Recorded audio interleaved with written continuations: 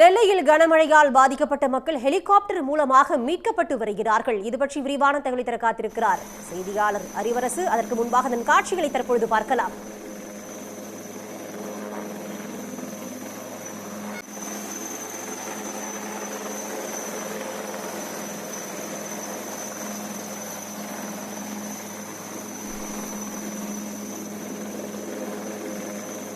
இது பற்றி விரிவான தகவலை காத்திருக்கிறார் செய்தியாளர் அறிவரசு. தற்பொழுது பாதிக்கப்பட்ட மக்களை ஹெலிகாப்டர் மூலமாக மீட்கும் பணி தொடங்கி நடைபெற்று வருகிறது. விவரங்கள் என்ன? அதாவது நெல்லை மாவட்டத்தில் தொடர் மழை காரணமாக இன்று தாமிரபரணி ஆற்றில் வெள்ளப்பெருக்கு ஏற்பட்டது. இதனால் தாமிரபரணி ஆற்றின் கரையோரத்தில் இருக்கும் பகுதிகளில் வெள்ள நீர் புகுந்தது. அடுக்குமாடி குடியிருப்பு உள்ள வீடுகளில் முதல் தளம் வரை மழைநீர் புகுந்ததினால் அங்குள்ளவர்கள் மேல்தளத்திற்கு வந்து மொட்டை மாடியில் இருந்து நெற்ற காத்திருந்தனர். இந்த நிலையில் அவர்கள் படகுகள் மூலமும் அவர்கள் வந்து மீட்கப்பட்டனர். இந்த சூழ்நிலையில் தற்பொழுது படகுகள் மூலம் மீட்கப்பட முடியாத, அதாவது நீர்வரத்தின் வேகம் அதிகமாக இருப்பதனால் இப்பொழுது ஹெலிகாப்டர்கள் வரவழைக்கப்பட்டுள்ளன.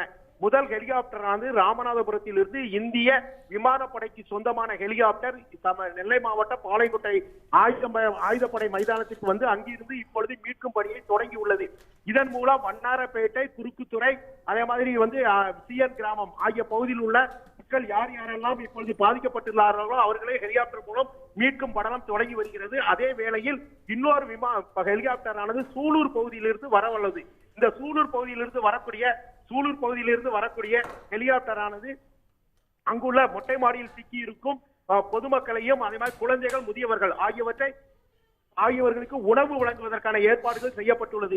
தொடர்ந்து 24 மணி நேரம் இன்னும் மழை பெய்யும் என வானிலை அறிவிப்பு செய்திருப்பதினால் இப்பொழுது ஹெலிகாப்டர் மூலம் மீட்கும் படலம் தொடங்கியுள்ளது.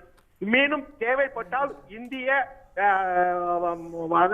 இந்திய விமானப்படை மட்டுமல்லாமல் கடலோர காவல் படையினர், ராணுவத்தினரும் திருநெல்வேலி மாநகரத்துக்கு வர உள்ளனர். உடனுக்குடன் செய்திகளை தெரிந்து கொள்ள சன் நியூஸ் பெல் ஐகானை கிளிக் பண்ணுங்க.